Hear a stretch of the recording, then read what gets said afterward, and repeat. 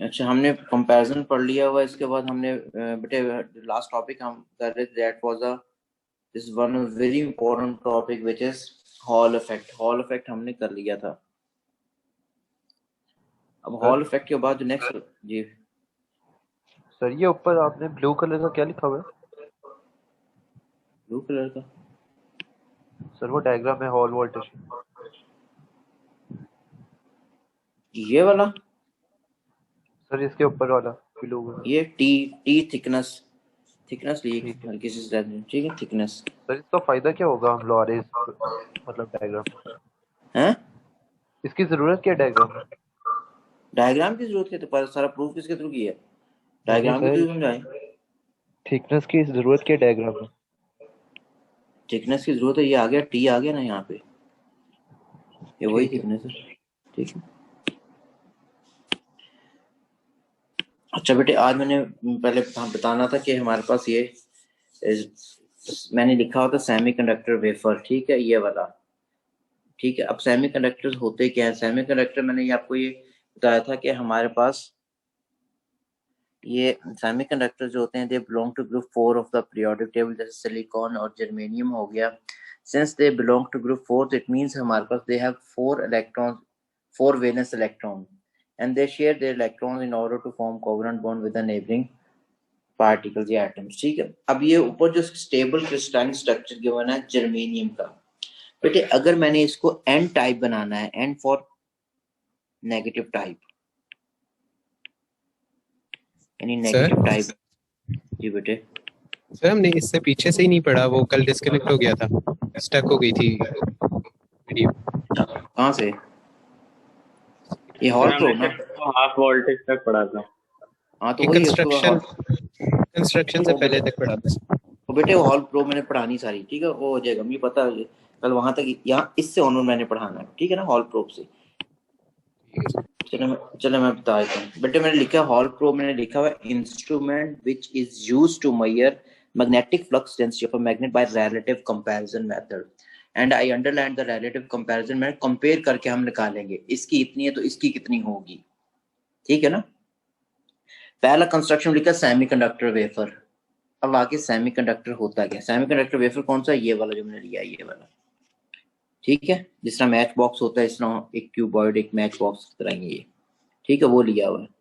अब ये सेमीकंडक्टर्स होते क्या है, पहले मैं इसको समझा रहा हूँ बेटे अभी। ठीक है, सेमीकंडक्टर मैंने कहा है कि हमारे पास मटेरियल जो होते हैं ना, उनको हम 3 कैटेगरीज के अंदर लेके आते हैं सो फार। मैं सुपर कंडक्टिविटीज की बात नहीं कर रहा बेटे। एक कंडक्टर होता है, एक हो गया कंडक्टर, ये इसकी resistivity R equals to rho L over A में, ये रो की वैल्यू लिख रहा हूँ। कंडक्टर की 10⁻⁻⁶ ओम सेंटीमीटर होती है, और जो इंसुलेटर्स होते हैं उनकी 10⁻12 होती है। इसका मतलब काफी बड़ी वैल्यू है ओम सेंटीमीटर के अंदर, जिसकी वजह से रेजिस्टेंस भी ज्यादा होगा, तभी उसमें कंडक्ट नहीं करता। अब एक सेमीकंडक्टर्स होते हैं जिनकी कंडक्टिविटी की वैल्यू या रेजिस्टिविटी की वैल्यू लाई करती है in between conductors and insulator, and this is 10⁶ ohm centimetre. इनको हम कह रहे होते हैं दीज आर सेमीकंडक्टर्स। अब सेमीकंडक्टर की एग्जांपल देखें कौन कौन से आते हैं। एक सिलिकॉन आता है, एंड सेकंड इज जर्मेनियम। ये कार्बन को भी ले सकते हो, एलोट्रॉपिक फॉर्म ऑफ कार्बन में आप ग्रेफाइट जो लेते हो वो भी आएगा, ठीक है। लेकिन उसकी हेक्सागोनल स्ट्रक्चर तो थोड़ा वेरिएशन आती है, लेकिन प्योर हमारे पास सेमीकंडक्टर में सिलिकॉन और जर्मेनियम ही हम कंसीडर करते हैं।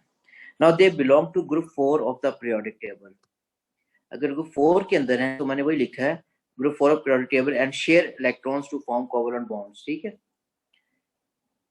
अब they have 4 valence electron in their outermost shell. अब 4 वैलेंस इलेक्ट्रॉन जब कह दिया तो इसका मतलब ये हो गया कि हमारे पास, हमने इसके अगर मैं क्रिस्टल बनाऊं तो ये मैंने बेटा कंसिडर किया ये जर्मेनियम।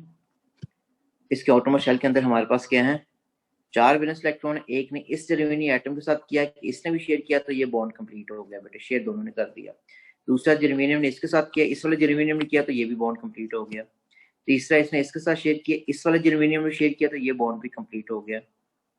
ठीक है, फोर्थ इस जर्मेनियम ने इसके साथ किया बेटे, इसने भी इसके साथ किया, तो ये बॉन्ड भी कंप्लीट हो गया। और सिमिलरली हमारे रेस्ट ऑफ द बॉन्ड भी सारे के सारे क्या होना शुरू हो गए, वो बेटे कंप्लीट हो गए। ठीक है, अभी सारे के सारे क्रिस्टल जो है स्टेबल फॉर्म में है, so that's why wrote stable crystalline structure of germanium. ठीक है, कोवेलेंट बॉन्डिंग है। Now I have to make it, अभी स्टेबल है यानी कोई पॉजिटिव या नेगेटिव टाइप नहीं है, आई मीन टू से। अब मैंने इसको एन टाइप बनाना है, N stand for negative type.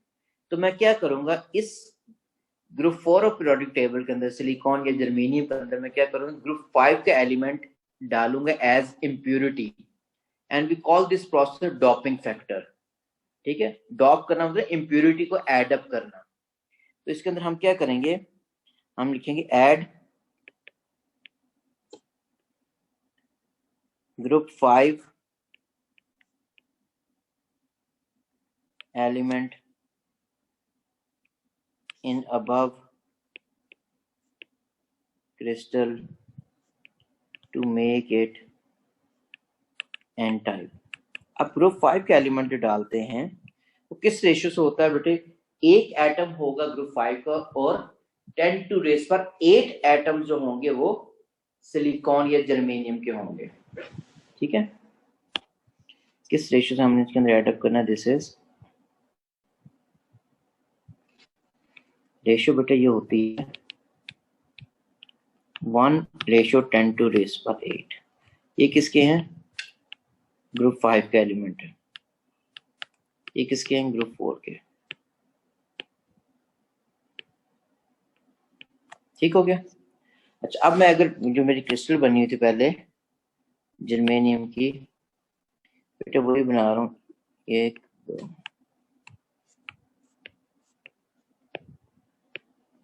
This is germanium,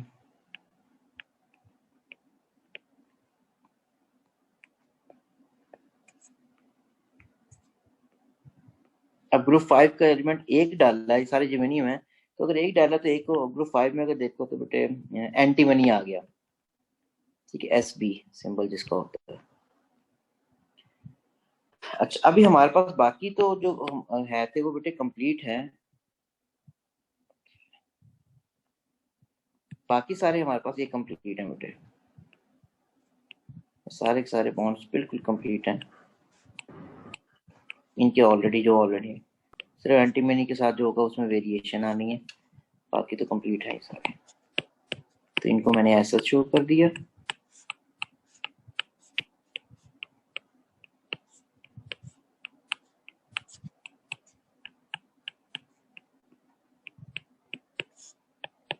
अच्छा, अब एंटीमनी के आउटरमोस्ट शेल के, क्योंकि ग्रुप 5 के अंदर इसके आउटरमोस्ट शेल के अंदर 5 वैलेंस इलेक्ट्रॉन है, 5 वैलेंस इलेक्ट्रॉन है, उसका मतलब ये हो गया कि हमारे पास ये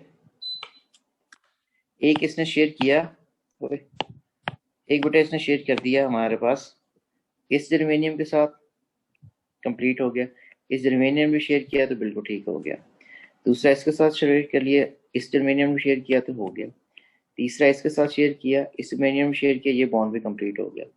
फोर्थ इसके साथ शेयर किया, इस जर्मेनियम में भी शेयर कर दिया, इसके साथ ये बॉन्ड भी कंप्लीट हो गया। अब एक इलेक्ट्रॉन क्या है, वो फ्री है किसका, एंटीमनी का, इन दिस क्रिस्टल। एक इलेक्ट्रॉन हमारे पास अगर फ्री है तो इस फ्री होने की वजह से ओवरऑल क्रिस्टल पे जो नेट चार्ज आ जाएगा वो क्या होगा, नेगेटिव होगा। तो हम कहेंगे ये एन टाइप हो गया। ठीक है, तो ये हमारे पास क्या हो गया, ये जो मैंने शो किया, one free electron sir of antimony makes the crystal. ये बेटा बोलो, ये रेशियो 1:8 नहीं है, 1:10⁸ क्यों किया हुआ हमने? 1:8 नहीं, 1:10⁸ है। ठीक है, 10 टू 8 एटम्स होते हैं हमारे पास सिलिकॉन के, एक एटम सिर्फ डालना आपने इसके अंदर ग्रुप 4 का एंटीमनी का। ये ऐसे नहीं है कि 1 2 3 4 5 6 7 8 आप गिर रहे हो, ऐसे 10⁸ ही है बेटे ये रेशो डॉपिंग की जो होती है। इम्प्योरिटी डाली है ना, तो 1:8 की तो इम्प्योरिटी खास होती ही नहीं है, वो तो सोल्यूशन होता है। तो इम्प्योरिटी अगर डाली तो वो काफी ज्यादा वैल्यू होती है उसकी। आपने एक एटम डालना है इन 10⁸ एटम्स ऑफ ग्रुप 4 सॉरी। ठीक है, एक एटम ग्रुप 5 का डालना है, तो जिसको आप पूरी क्रिस्टल पे नेट चार्ज जो आ गया नेगेटिव हो गया, हम कहेंगे ये एन टाइप क्रिस्टल होगी। ये हम करते क्यों हैं बेटे? इसलिए करते हैं, सर ये क्रिस्टल क्या स्टेबल है, इसकी स्क्रीन रोटेट कर कंडक्टिव दें। प्रॉपर्टी इंक्रीज करने के लिए हम उसके अंदर इम्प्योरिटीज डालते हैं। अब एक इलेक्ट्रॉन फ्री हो गया, अब हल्का सा पोटेंशियल डिफरेंस प्रोवाइड करोगे, इलेक्ट्रॉन मूव करना शुरू होगा, कंडक्ट करना शुरू कर देंगे क्रिस्टल, इसलिए हम इसके अंदर इम्प्योरिटी डालते हैं, ठीक है, ड्यूरिंग इस फॉर्मेशन प्रोसेस। ठीक है, तो ये कौन सा हो गया? N type. अब मैंने इसको बनाना है पी टाइप। सर ये नोट में लिख देंगे आप इम्प्योरिटी वाला? ये लिखा तो हुआ है यार, ये लिखा तो हुआ, सारा लिख तो दिया मैंने, ये बाद में भेजना होता है। Add group 4 element in above crystal to make it n type। ठीक है, आगे मैंने सर रेशियो भी लिख दी जी। स्क्रीन रोटेट कर दें। अच्छा बेटे, पी टाइप।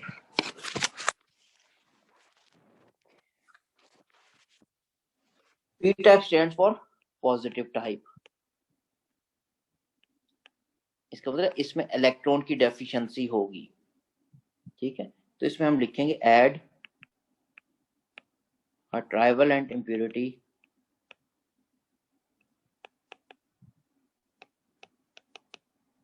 यानी ग्रुप 3 एलिमेंट, ठीक है, इन स्टेबल जर्मेनियम या silicon crystal as impurity in ratio 10 to 1:10 to the 8 atoms. Trivalent impurity, pentavalent impurity the group 5 का जो एलिमेंट होगा। ट्राइवेलेंट impurity मीन ग्रुप 3 का, ठीक है।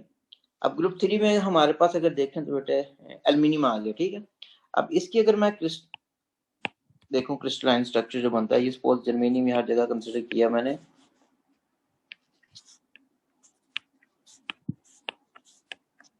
ठीक है। अब इसके बॉन्ड जो हैं हमारे पास बाकी तो बेटे बिल्कुल कंप्लीट हैं, ये शेयर हुए हुए हैं,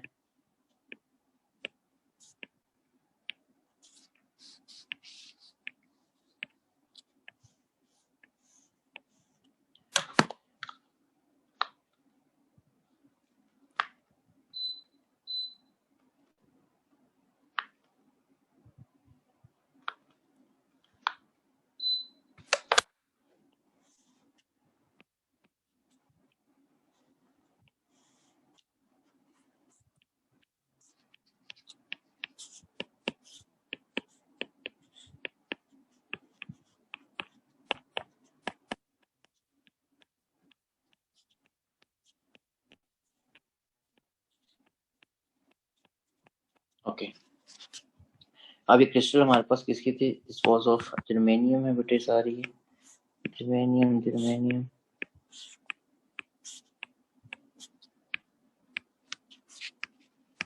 इसके अंदर आपने इम्प्योरिटी के तौर पर जो डाली है वो ग्रुप 3 का एलिमेंट डाला है, विच इज एल्यूमिनियम, ठीक है।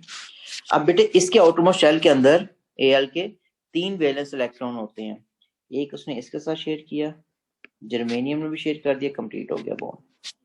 दूसरा एल्यूमिनियम ने इसके साथ शेयर किया, जर्मेनियम ने शेयर कर दिया, ये भी कंप्लीट हो गया। तीसरा इसने इसके साथ शेयर किया, जर्मेनियम भी शेयर कर दिया, कंप्लीट हो गया। अब यहाँ से जर्मेनियम ने तो शेयर किया हुआ कि उसके पास है था, लेकिन इसके पास है ही नहीं है, ठीक है, शेयर करने के लिए ना होने की वजह से यहाँ पे क्या हो जाएगा, एक हम इलेक्ट्रॉनिक्स में कहते हैं होल होगा, ठीक है। होल किसको रिप्रेजेंट करता है? डेफिशिएंसी ऑफ इलेक्ट्रॉन को। होल, एक होल मैंने लिखा हुआ है, टेक्निकली इस वर्ड को होल कहते हैं। तो होल किसको रिप्रेजेंट करता है? डेफिशिएंसी ऑफ एन इलेक्ट्रॉन को। तो इसका मतलब अगर यहाँ पे एक इलेक्ट्रॉन होता तो ये बॉन्ड भी कंप्लीट होता। अगर हम कहें किसी चीज पे डेफिशिएंसी है इलेक्ट्रॉन की, तो उस चीज पे नेट चार्ज फिर कौन सा आता है? पॉजिटिव आता है। तो हम इसलिए कहते हैं क्रिस्टल क्या बन गई? पॉजिटिव टाइप बन गई या पी टाइप बन गई, ठीक है। So this deficiency of electron, this deficiency of an electron makes the crystal positive type। ठीक हो गया। तो अब ये इलेक्ट्रॉन और होल्स की वजह से कंडक्शन होती है बेटे। वैसे क्रिस्टल जो है वो बिल्कुल स्टेबल होती है। आपने इलेक्ट्रॉन आप कैसे होगी, अब इस होल को फिलअप करने के लिए ना किसी एनर्जी दोगे तो ये इलेक्ट्रॉन में भी यहाँ से निकल के इधर आ जाए, तो ये कंप्लीट होल यहाँ हो गया ना। उस होल को फिल करने के लिए में भी ये इलेक्ट्रॉन इधर आए तो होल क्या हो जाएगा, यहाँ हो जाएगा। तो इस होल की और इलेक्ट्रॉन की मोशन की वजह से हमारे पास मूव इलेक्ट्रॉन नहीं करना होता सॉलिड्स के अंदर भी, ठीक है, लेकिन उनकी मोशन की वजह से हमारे पास होल फिलअप होता जाएगा, दूसरा इलेक्ट्रॉन उधर आता जाएगा, तो जिस वजह से क्रिस्टल में कंडक्शन आनी शुरू हो जाएगी। तो हम इन सेमीकंडक्टर क्रिस्टल को पी टाइप और एन टाइप बनाते हैं ताकि इसकी कंडक्टिंग एबिलिटी ज्यादा हो सके। और आपका जो डायोड होता है वो एक पी टाइप और एक एन टाइप को आपस में ज्वाइन किया होता है, जंक्शन बनाया होता है। एक पी टाइप में क्या होते हैं, होल्स होते हैं, और एन टाइप पे इलेक्ट्रॉन्स होते हैं। उन दोनों की वजह से फर्दर कंडक्शन होती है, और एक ही डायरेक्शन में कंडक्ट करता है, दूसरी डायरेक्शन में कंडक्ट नहीं कर रहा होता, ठीक है। लेकिन वो क्यों नहीं कर रहा होता, डिप्रेशन जोन क्या है, उसलिए सिलेबस में नहीं। मैंने सिंपली अभी आपको ये बेटे बताया कि कंडक्टर्स और इंसुलेटर की कंडक्टिंग एबिलिटीज या रेजिस्टिविटी एबिलिटीज, और उसके बाद हमारे पास अगर सेमीकंडक्टर हम कहते हैं तो सेमीकंडक्टर के अंदर पी टाइप और एन टाइप मटेरियल होते हैं। वो पी टाइप कैसे बनता है और एन टाइप किस तरह बनता है, ये है सॉलिड स्टेट फिजिक्स। इतनी सी सिलेबस के अंदर बात क्लियर होगी ना। तो ये जो क्रिस्टल मैंने कंसिडर की है, मैं शुरू में आने लगा हूं। अच्छा, अब हॉल प्रो में लिखा बेटा सेमीकंडक्टर वेफर। अब इट कैन इधर भी पी टाइप हो जाए या एन टाइप हो जाए, आप कर सकते हो इसको। अच्छा, अब आगे कनेक्टिंग वायर है। कनेक्टिंग वायर के क्या काम है, क्योंकि ये वायर कनेक्ट हुई है, ये वायर कनेक्ट हुई है, ठीक है। डीसी सोर्स के लगा हुआ बेटे ताकि करंट ऊपर से आना ना इस क्रिस्टल के अंदर, ठीक है। और milli volt meter to measure the Hall volt. ये मिली वोल्ट मीटर लगा हुआ है हमारे पास साइडों पे, इस पे ये और ये, क्योंकि वोल्ट मीटर रीडिंग देनी नहीं, ठीक हो गया। अच्छा, अब आगे बेटे हमारे पास इसके जो है कि आएगा किस तरह, वोल्टेज किस तरह आ जाएगा। अच्छा, अब ये उसी तरीके से जिस तरह आपका सेल फोन है नहीं बेटे, उस तरह ही वेफर होता है ये वाला। सेल फोन के ऊपर से करंट आ रहा है, यहाँ से इलेक्ट्रॉन जा रहे हैं और यहाँ वापस करंट चला जाएगा। अब अपने सेल फोन की जो आपकी स्क्रीन है उसको अगर एक मैग्नेट के सामने रखते हो, मैग्नेट के नॉर्थ पोल के सामने रखते हो सपोज, तो मैग्नेटिक फील्ड उसमें किस डायरेक्शन में जा रही होगी, नॉर्थ से साउथ जाती है ना, तो मैग्नेटिक फील्ड की डायरेक्शन क्या होगी, ये वाली होगी। ये बी फील्ड लिखते हैं, बी इन टेस्ला, ताकि क्लियर हो जाए। यानी you place this Hall probe wafer in front of magnet, ठीक है, north pole of magnet, so the magnetic field lines are directed into the plane of page. It can be out of the plane of page as well, ठीक है, लेकिन मैं suppose कर रहा हूँ यहाँ पे जिस तरह आपका सेल फोन है उसी तरह ही है, उसको एक मैग्नेट के आपने सामने रख दिया, ठीक है। अगर मैग्नेट के सामने रख दिया है तो इसका मैग्नेटिक फील्ड लाइन इसके अंदर आ रही है बेटा। अगर मैग्नेटिक फील्ड लाइन के अंदर ये हमारे पास वेफर पड़ा हुआ, तो इलेक्ट्रॉन किस डायरेक्शन में जाएंगे उसकी डायरेक्शन देखने के लिए हम फ्लेमिंग्स का लेफ्ट हैंड अप्लाई करें, FBI, ठीक है। तो इलेक्ट्रॉन पे फोर्स लगनी है इस डायरेक्शन में,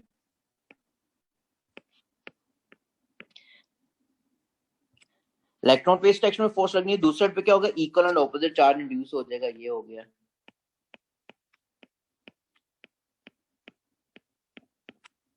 ठीक है।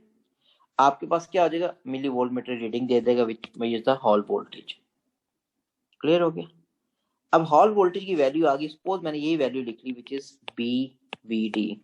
अब D क्या होगा, D इन दोनों के सेपरेशन जो आ रही वो होती है D, ये सेपरेशन है बेटे। थिकनेस जो कह रहे थे वहां पे कौन सी है, वो ये वाली थी, या ये वाला लगा दें, या हमने ये भी पढ़ा था हॉल वोल्टेज का, ये जो पढ़ा पीछे BI/NQT, आप चाहे वो लगा दो, BI/NQT, दोनों ठीक है बेटे। अच्छा, अब आप क्या करोगे, ये हमने मेजर कर ली एक ऐसे मैग्नेट की जिसकी मैग्नेटिक फ्लक्स डेंसिटी हमें नहीं पता थी, इस B की वैल्यू हमें नहीं पता, we need to determine this one. अब यही आप हॉल प्रोब वेफर रखोगे एक और मैग्नेट के सामने एट द सेम डिस्टेंस जितने में पहले आपने रखा था, जितनी दूर, ठीक है, अगेन परपेंडिकुलरली, ठीक है। अब जो नया हॉल वोल्टेज आएगा आप उसको डिटरमिन करोगे, ठीक है. Now you are placing this Hall probe wafer in front of another magnet whose magnetic flux density is already known to us. अब कैसे पता किसी और मेथड के थ्रू कनेक्ट की हमने निकाली, और मेथड भी तो होते हैं. एक और मैग्नेट के थ्रू हमने निकाली हुई, मेथड के थ्रू निकाली हुई है. अब जो नया हमारे पास हॉल वोल्टेज आ गया, हमने लिख लिया VH डैश आ गया बेटे, V डैश हो गया VD. तो V और D तो वही होंगे. V क्या ड्रिफ्ट वेलोसिटी, सोर्स तो वही लगा, ड्रिफ्ट वेलोसिटी सेम होगी. D क्या, वही हॉल प्रोब है, D की वैल्यू भी सेम होगी. ठीक है ना. या हमारे पास नई वैल्यू आ जाएगी ये वाली B dash I over N QT, बाकी सारे फैक्टर सेम है. अब इन्हीं की अगर आप रेशियो लेते हो, इनको डिवाइड करते हो, क्योंकि मैंने इसलिए शुरू में लिखा था रिलेटिव कंपैरिजन मेथड, इसको बेटे डिवाइड करते तो ये चीजें कैंसिल आउट हो जाती हैं. ये भी हमें पता है, ये भी हमें पता है, ये भी हमें ऑलरेडी पता है, B की वैल्यू आ जाएगी. या इस तरह इनको दोनों को डिवाइड करते हो तो इसमें भी सारे फैक्टर्स तो ये कैंसिल आउट हो गए. VH हमें पता है बेटे, बी हमें जो कैसे पता है, ये मेजर करेगा मिली वोल्ट मीटर. बी की वैल्यू हमें निकालनी थी, VH डैश की हमें वैल्यू पता है, B डैश की वैल्यू पता है, तो रेशियो लोगे तो आपके पास आंसर आ जाएगा. इसलिए मैंने लिखा था ये रिलेटिव कंपैरिजन मेथड, हम कंपेयर करके निकालते हैं.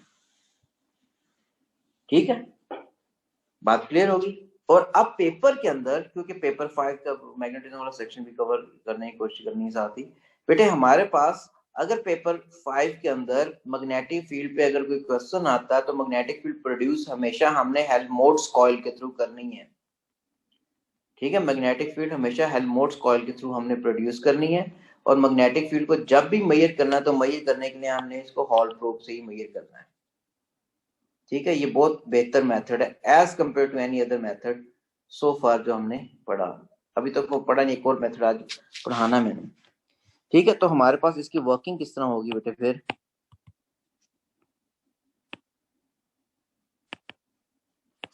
वर्किंग या प्रोसीजर इसका क्या है. Step 1,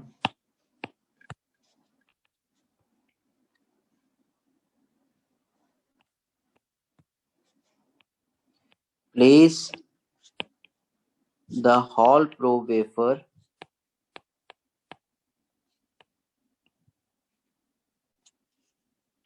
at a distance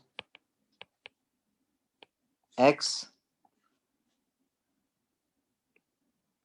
in front of a magnet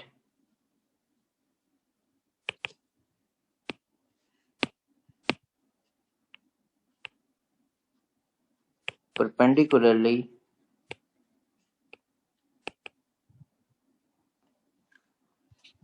whose magnetic flux density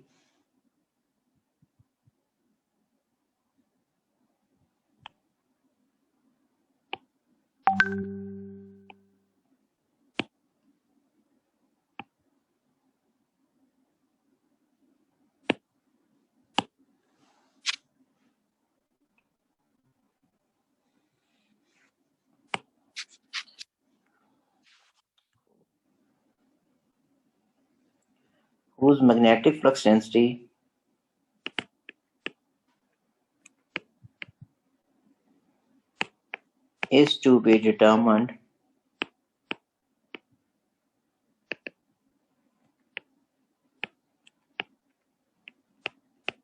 and measure its Hall voltage developed. ठीक है, एक्सप्रेशन क्या आ गई, जो मर्जी ले लो बेटे, दोनों कंसिडर कर लेता हूँ. VH is equal to BVD या VH is equal to BI over NQT. ठीक है, now come to second step, step 2.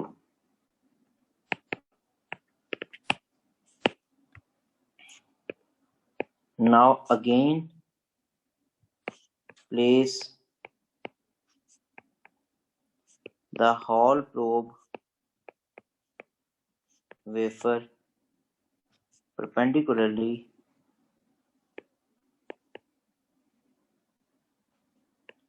at the same distance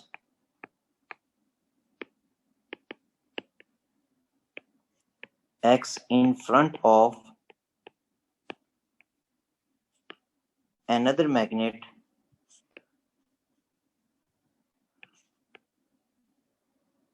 whose magnetic flux density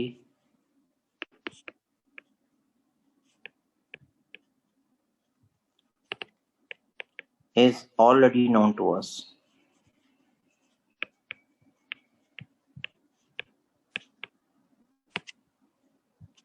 ठीक है, and measure its new hall voltage VH dash. अब जो हो जाएगा हमारे पास VH dash B dash VD या VH dash B dash I over NQT. ठीक है, this is the first equation, ये भी पहली है, दिस भी द सेकंड, ये भी सेकंड। अब तीसरे स्टेप में हमने क्योंकि कंपेयर करना है तो बेटे हम क्या करेंगे, डिवाइड कर देंगे दोनों को। Step 3,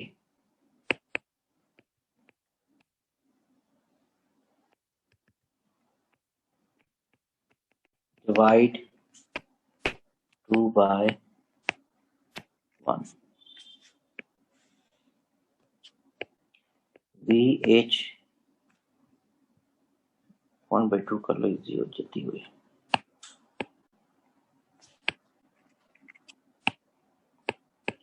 one by two VH और VH dash is equal to BVD और B dash VD। यहाँ पर भी होगा VH और VH dash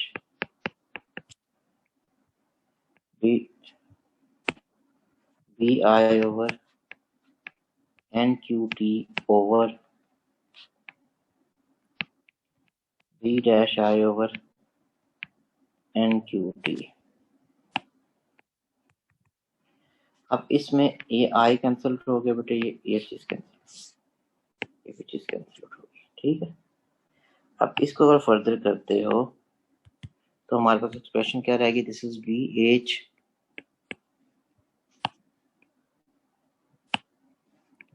और VH dash B over B dash। अब यहाँ से हमारे पास अगर हमें B की वैल्यू डिटरमिन करनी थी तो VH over VH dash times B dash ये फॉर्मूला पुट करते हैं बेटे। इसलिए मैंने कहा था हम रिलेटिव कंपैरिजन मेथड यूज करते हैं कंपेयर करके। ठीक है, तो यहाँ पे V जो है H is equal to Hall voltage for unknown B field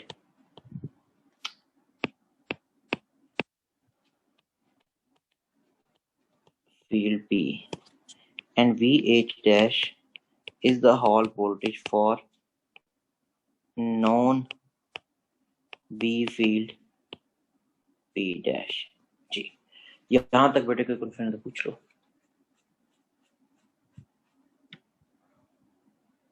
clear हो गया? ओके, अब नेक्स्ट जो आता है हमारे पास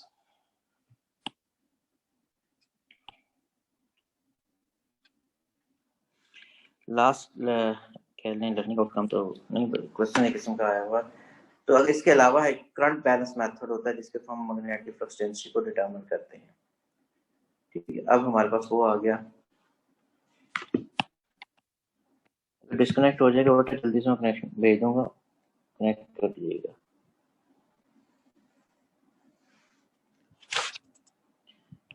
डिटर्मिनेशन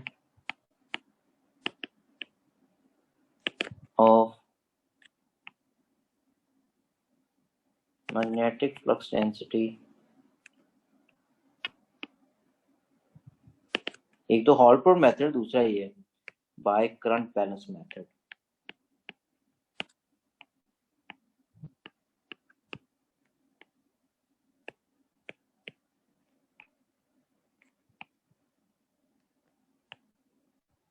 अच्छा, अब करंट बैलेंस मेथड के लिए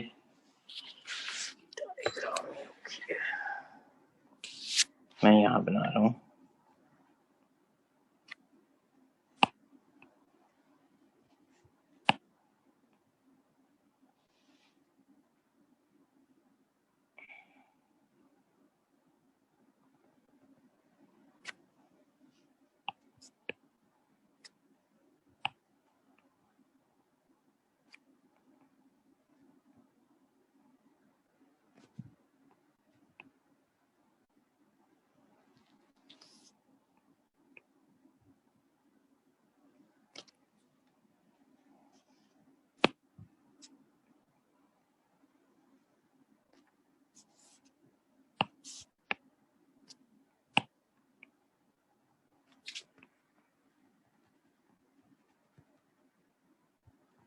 ये बेटा एक मेटल का एक फ्रेम शो किया मैंने, ठीक है ना। इसमें कुछ हिस्सा मेटल है, कुछ हिस्सा इंसुलेटर है। कुछ हिस्सा जो इंसुलेटर उसको मैं यहाँ से चेंज कर दूंगा। मैं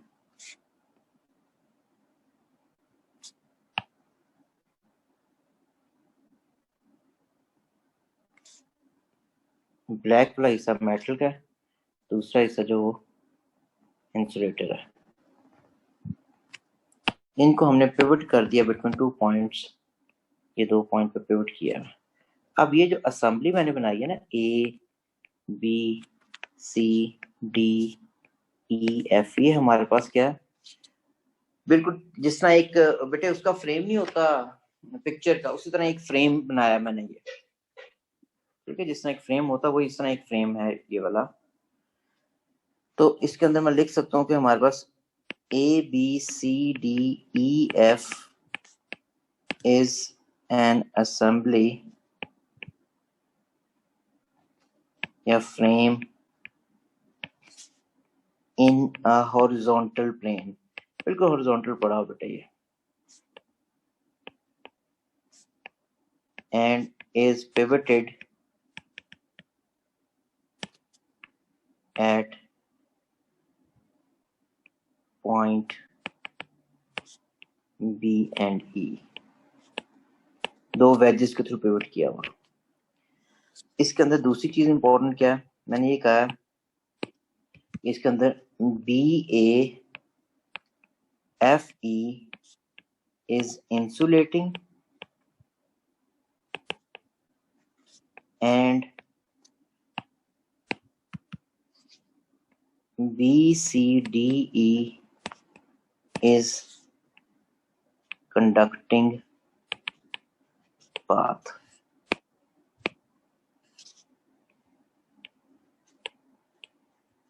ठीक है। अब बेटे इसको आपने मैग्नेटिक फ्लक्स डेंसिटी आपने डिटरमिन करनी है। मैग्नेटिक फ्लक्स डेंसिटी हमारे पास किसी ऐसी चीज की लेंगे जो कि यूनिफॉर्म होगी। नॉन यूनिफॉर्म पे निकल जाती है लेकिन यूनिफॉर्म। अब यूनिफॉर्म मैग्नेटिक फ्लक्स डेंसिटी किसकी होती है, inside the core of solenoid होती है या फिर हेल्महोल्ट्ज कॉइल के अंदर होती है। तो मैंने ये सारी असेंबली को रख दी है inside the core of solenoid. ये कोर ऑफ सॉलिनॉइड बेटे बना दी, उसकी ये सॉलिनॉइड बना रहा हूँ, उसकी कोर के अंदर ये पड़ा हुआ है, ठीक है। अब मैंने इसको करंट प्रोवाइड करना है, तो करंट प्रोवाइड करने के लिए मैंने क्या किया कि यहाँ से ये this is connected to this positive terminal,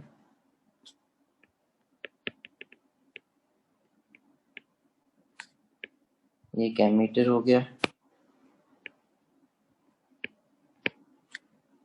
और ये फर्दर आपने इसके साथ कनेक्ट कर दिया। अब करंट किस तरह जा रहा है बेटे, करंट की डायरेक्शन जिसमें आ रही है, करंट देखो पॉजिटिव से जाता है, करंट इस डायरेक्शन में जा रहा है, यहाँ से ये, ठीक है। तो फर्दर करंट किसके जाएगा, ये जो चीज है आपने ये कनेक्ट कर दी किसके साथ, इसके साथ। फर्दर करंट पे किस तरह जाएगा, करंट जाएगा यहाँ से, जो आ गया तो इसके अंदर चला गया, यहाँ से करंट इस डायरेक्शन में चला गया, ठीक है। यहाँ से करंट इस डायरेक्शन में और यहाँ से होके back toward source negative terminal पे, ठीक है। बात क्लियर।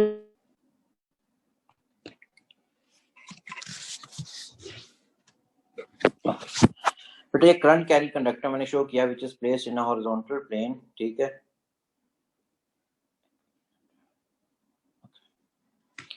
हमारे पास अब करंट की डायरेक्शन देखो, सी से डी में जो करंट आ रहा है that is always out of the plane of page. C से डी में आ रहा है ना, सी से अगर डी में आएगा तो out of the plane of page हमारे पास बेटे करंट आ रहा है। तो out of the plane of page current को डॉट साइन से रिप्रेजेंट करते हैं, तो हमारे पास current in C D is from C to D, ठीक है, टुवर्ड्स यू पीपल, ठीक है ना, that is out of the plane of page. Okay, यानी क्लियर हो गया पाथ, यानी कि यहां से बेटे करंट जाएगा ये पॉजिटिव टर्मिनल से इसमें से होते हुए यहां से इसमें गया, इसमें से होके वापस ये आ गया। Now this current carrying conductor CD and this solenoid they are connected in series with each other, दोनों में सेम करंट है, लेकिन हमारे पास now this CD current carrying conductor is placed inside the magnetic field of this solenoid। अब magnetic field of solenoid लेने के लिए north और साउथ पोल देखें, किस तरफ नॉर्थ बनता है, किस तरफ साउथ बनता है। Now we have to make use of right hand rule, simple right hand rule जो हमने पढ़ा हुआ है, in which fingers of right hand point in the direction of current, ठीक है। तो फिंगर्स बेटे इन द डायरेक्शन ऊपर की तरफ जा रही हैं, तो हमारे पास मैग्नेटिक फील्ड वो नॉर्थ पोल कहाँ बनेगा, इस तरफ नॉर्थ पोल बनेगा, इस तरफ क्या होगा, साउथ पोल।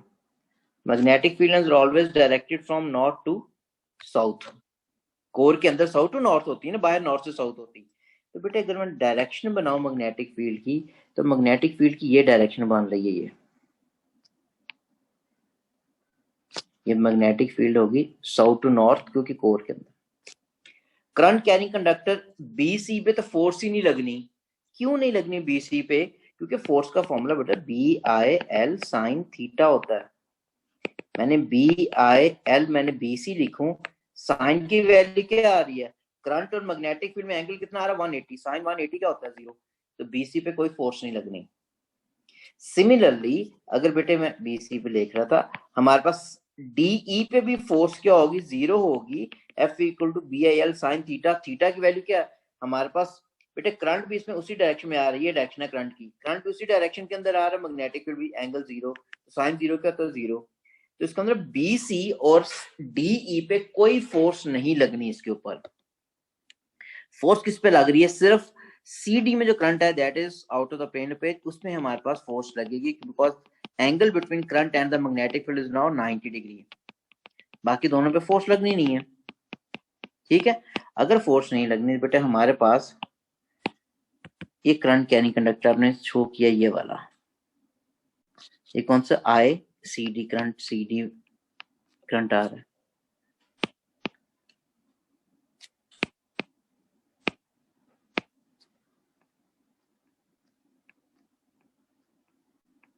ओके।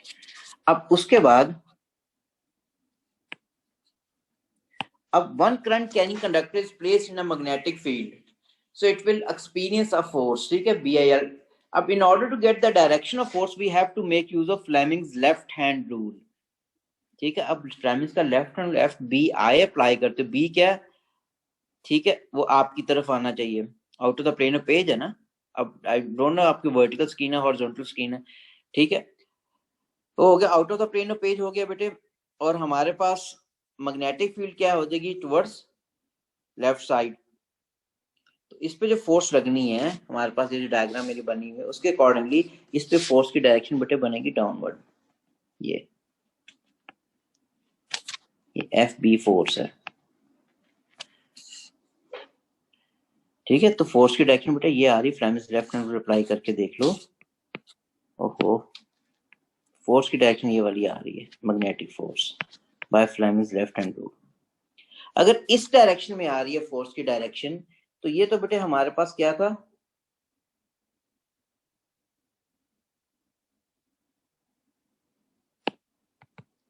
ये डिस्टेंस हमारे पास क्या है, this distance is let X, और ये डिस्टेंस किसके बराबर, लेट x2 के बराबर है। अगर बेटे हमारे पास इस डायरेक्शन में फोर्स लग रही है, पिवट बी है, तो इसका मतलब ये मोमेंट प्रोड्यूस करेगी किस डायरेक्शन में, क्लॉकवाइज डायरेक्शन में अबाउट दिस पिवट बी। तो मैंने ये लिख लिया क्लॉकवाइज मोमेंट जो होगा क्या होगा, magnetic force times perpendicular distance क्या बन रहा है x2। अब FB किसके बराबर BIL sin 90 टाइम्स x2 हो जाएगा, BIL x2 हो गया ये फर्स्ट। अब लेंथ कौन सी आ रही है, लेंथ बेटे आ रही है COD की, करंट कैरिंग कंडक्टर की। ठीक है, लेंथ जो आनी है कंडक्टर CD की आनी है, वो लेंथ पड़ी हुई इनसाइड द मैग्नेटिक फील्ड। ठीक हो गया। अच्छा, उसके बाद क्या करते हो, अब इसका मतलब ये तो टेढ़ा हो जाएगा, ये इससे एक्चुअली थोड़ी सी असेंबली क्या हो जाएगी, वो इस तरह हो जाएगी, ये ऊपर चलेगी ना, लेफ्ट साइड ऊपर चली जाएगी, राइट साइड नीचे आ गई। अब इसको इक्विलिब्रियम में लाने के लिए हम क्या करेंगे, इस जगह पे स्टैंडर्ड मैसेज हैंग करेंगे इस जगह पे, ताकि वो एंटी क्लॉकवाइज मोमेंट प्रोड्यूस करे, क्योंकि बैलेंस करना हमने। ठीक है, तो हमने क्या किया, यहाँ पे स्टैंडर्ड मैसेज हैंग करने हैं, ये थोड़ा सा यहाँ पे मैंने शो कर दूं ये, और हमें कैसे पता चल गया बिल्कुल इक्विलिब्रियम में आ गया, यहाँ पे हमने एक ये पॉइंटर लगा दिया ताकि हमें, और ये वर्टिकल स्क्रीन के ऊपर हमने एक ये चीज शो कर दी, हमें पता हो जब यहाँ पे पॉइंटर होता है बिल्कुल हॉरिजॉन्टल होगा ये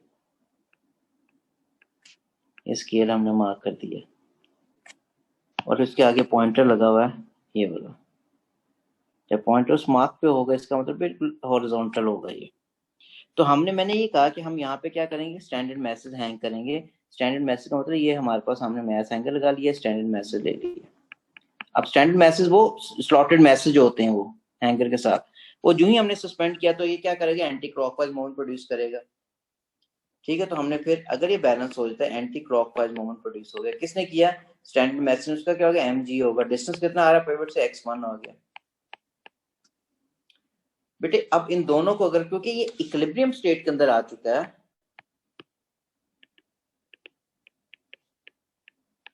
अगर इक्विलिब्रियम स्टेट के अंदर आ चुका है तो हम क्लॉकवाइज मोमेंट को एंटी क्लॉकवाइज मोमेंट के बराबर ले सकते हैं।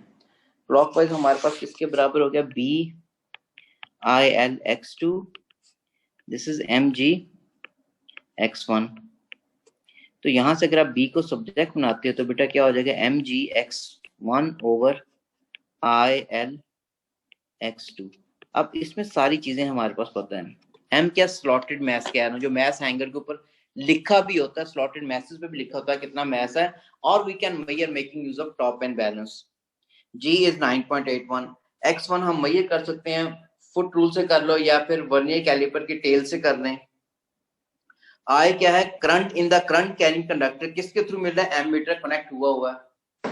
ठीक है, ammeter will provide us the current flowing through this conductor. L क्या, लेंथ ऑफ कंडक्टर CD, वो भी हमें पता है।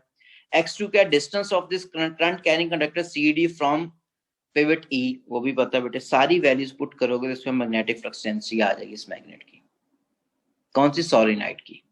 ठीक है, अब बेटे ये वाला हमारे पास एक मेथड हो गया। अब इस मेथड को अगर हॉल प्रूफ मेथड से आप कंपेयर करते हो कि बेहतर कौन सा है, तो जिस जगह पे पिवट पॉइंट आ रहा होता है वहां लाजमी रैंडम एरर होता है, वहां लाजमी पिवट फ्रिक्शन, ये बेहतर नहीं है। ठीक है, बेहतर हॉल प्रोब था। हॉल प्रोब इवन जो उसका साइज एक तो स्मॉल होता है, इसका साइज बल्कि होता है, उसका साइज स्मॉल होता है, वो किसी भी जगह जेब में डाल, जिसमें मैं कह रहा हूँ आपके कैलकुलेटर स्मार्टफोन जो आजकल मिलते हैं ये सारा साइज होता है ओवरऑल, इससे भी छोटा होता है। ठीक है, अब दूसरी चीज क्या, उसको हम varying magnetic flux density determine करने के लिए भी यूज करते हैं। Varying magnetic flux density mean alternating current, क्योंकि वेरी करता जा रहा होता है, ऑल्टरनेटिंग करंट की वजह से जो हमारे पास मैग्नेटिक फ्लक्स डेंसिटी आती है वो भी उसके थ्रू डिटरमिन हो जाती है, जल्दी जल्दी से चीज चेंज हो रही है। वो ज्यादा सेंसिटिव डिवाइस है, ये सेंसिटिव नहीं है। ठीक है, इसमें हमें वर्किंग ज्यादा करनी पड़ती है, उसमें डिग्री ऑफ एक्यूरेसी हमें ज्यादा मिलती है as compare to this one. बात क्लियर होगी। इसमें बेटे किसी को कोई कंफ्यूजन है तो लेट मी नो। चैप्टर खत्म हो गया ये। ठीक है, ये लेफ्ट हैंड रूल से डाउनवर्ड कैसे जा रहा है ये दोबारा बताइएगा। अपनी उंगली से खुद कर, मैं ऐसे कैसे समझाऊं, मैंने सारे एरोस बनाए थे मैग्नेट। ऊपर की तरफ बन रही है डायरेक्शन, मुझे समझ नहीं आ रही। से सीडी बेटे से आप सी की तरफ हो जाता है करंट अच्छा, आपकी जो सेकंड फिंगर है इट शुड, आपकी स्क्रीन सामने है या आपके नीचे है, सामने या टेबल पे है, सर टेबल पे। टेबल पे। तो इसका मतलब आपकी second finger it should be towards ceiling. Second finger आपकी सीलिंग की तरफ होनी चाहिए, फर्स्ट फिंगर आपकी लेफ्ट साइड पे होनी चाहिए।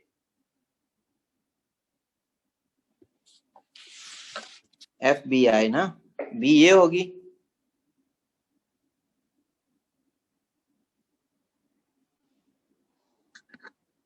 तो एरो डाउनवर्ड बनता रहा बेटे। सेकंड फिंगर आपकी सीलिंग की तरफ है, फर्स्ट फिंगर आपकी लेफ्ट साइड पे है, तो आपका थंब जो होगा वो बॉटम साइड पे आपकी तरफ आ रहा होगा। आपकी तरफ आने का मतलब फोर्स क्या है, डाउनवर्ड डायरेक्शन में लग रही है। ये है। अच्छा अब बेटे इसके अंदर कोई ऐसी चीज रह नहीं गई चैप्टर के अंदर, ठीक है, जिसके अंदर फेरस कोर अलबत्ता थोड़ा सा बताना होता है कि हमारे पास पैटर्न क्या बनता है। अच्छा आप सिलेबस देखोगे उसमें लिखा होगा न्यूक्लियर मैग्नेटिक रेजोनेंस इमेजिंग। बेटे NMR मैं यहाँ पे नहीं कराऊंगा, मैं मॉडर्न फिजिक्स के साथ करवा दूंगा। नेक्स्ट चैप्टर जो स्टार्ट करेंगे हम लोग वहां पे क्वांटम के अंदर जब आप पढ़ोगे एक्सरेज के साथ हमारे पास आ जाएगा सिटी स्कैनिंग, और उसके साथ ही MRI वहां पे करवा दूंगा।